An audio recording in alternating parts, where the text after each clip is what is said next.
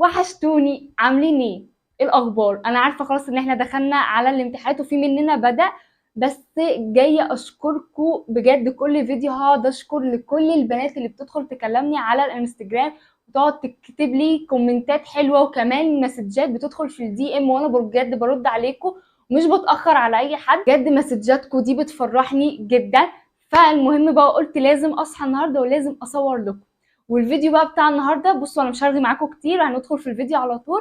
الفيديو بقى بتاع النهارده هنتكلم عن كل حاجه لازم تعرفيها لشعرك وازاي نعالجه، سواء مقصف او الهيشان او في اي قشره او بصوا هنتكلم بالتفصيل عن الشعر وكل حاجه. فلو انتي مهتميه تتابعي الفيديو ده للاخر، ما تنسوش كمان تعملوا لايك. وفاضل بالظبط 30 بنت ونكمل 5000، فيلا شيروا القناه عشان نوصل 5000. وطبعا تروحوا تتابعوني على الانستجرام وعلى التيك توك، بهتم اكتر بالريلز اللي هناك، بنزل فيديوهات اكتر عن الشعر والبشره والجسم والميك اب. فتابعوني على هناك وتعالوا كملوا الفيديو وخلينا يلا نبدا الفيديو. طيب هنبدا كده باول حاجه ونمشي خطوه خطوه مع بعض، عشان لو احنا عايزين نرجع شعرنا صحي يبقى لازم نمشي على الخطوات دي. مش عايزه شعرك يبقى فيه هيشان، لازم نسمع الفيديو ده لاخره. اول حاجه، لو شعرنا فيه اجزاء محروقه او الشعر مقصف من تحت وسبتي نفسك للتقصيف والاجزاء المحروقه دي، اولا الاجزاء المحروقه مش هترجع تاني. مثلا لو انت عايزه ترجعي شعرك كيرلي، الاجزاء المحروقه عمرها ما هترجع تاني للشعر. لو سبتي شعرك مقصف من تحت والخصله متفرعه، بحاول اسيب لكم الصور هنا توضح شويه، متفرعه كده عن بعض والشعرايه مكسوره، التكسير ده والتقصيف ده هيفضل يسرح لفوق لحد ما يوصل للجدر.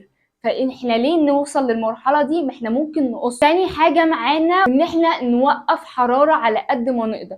نوقف بقى فرد الشعر، سواء بقى بالسشوار او بالمكوى او بالكرياتين او بالبروتين. انا في بنتين كلموني على حوار ان في واحده عايزه تفرد شعرها والتانيه عايزه ترجع شعرها كيرلي. بلاش يا جدعان نفرد شعرنا بجد. انا بصوا، انا عايزه اوريكم، مش عارفه هيبقى باين ولا لا، بس طبعا انتم ملاحظين هنا لسه في اجزاء محروقه، هنا في اللي هي الاطراف دي لسه في اجزاء محروقه، لسه شعري ما وصلش لمرحله الكيرلي اللي انا عايزاها. لو انت عايزه ترجعي شعرك فنبدا ناخد الخطوه ان احنا نقصقص شعرك. لكن انت لو شعرك ستريت عادي ممكن نقص بس الاجزاء اللي تحت اللي هي الاطراف عشان التقصيف، بس عشان شعرنا ما يتقصفش ويسرح لفوق.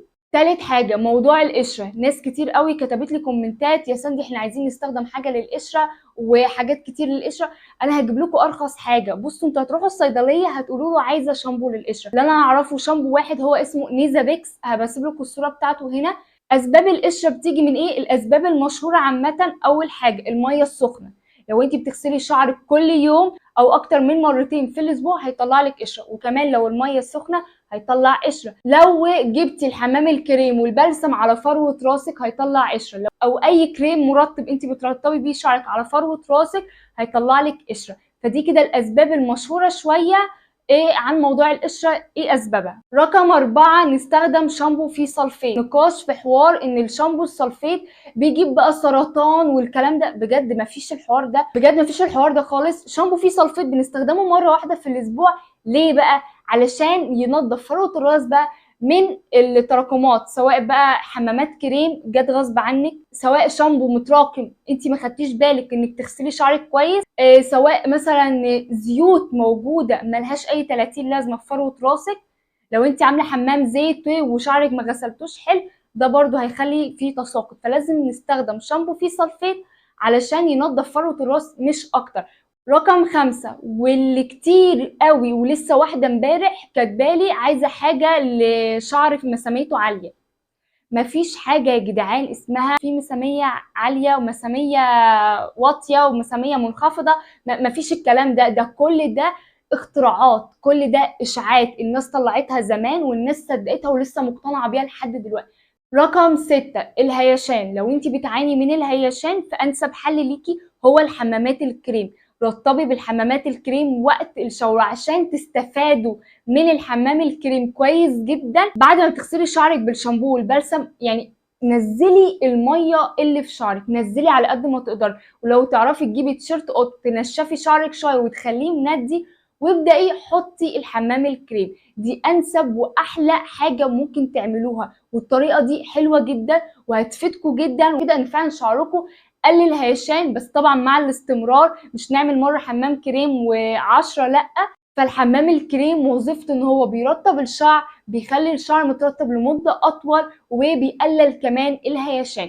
بعد بقى ما نخلص في روتين شعرنا، وبعد مثلا ما شعرنا ينشف كده سواء كيرلي او ستريت، يبقى لازم سيرم، اي سيرم خفيف. انا مش هرشح لكم المره دي منتجات معينه، لكن انا بتكلم في اي حاجه، يعني هاتوا اي سيرم خفيف واستخدموه. طيب بالنسبه بقى انتوا عايزين ايه للروتين بتاعكم؟ شامبو مناسب لفروه الراس بتاعتك، يبقى لازم شامبو بتاع قشره لازم نستخدمه. لو انتي شعرك دهني، لازم لفروه الراس دهنيه لازم نستخدم شامبو فيه سلفيت علشان ينظف الزيوت والتراكمات. الحمامات الكريم لازم حاجه اساسيه، وانا اتكلمت عن حمامات كريم كتير جدا، بس اللي يتفرج يعني يا ريت تتفرجوا على الفيديوهات. رابع حاجه الترطيب.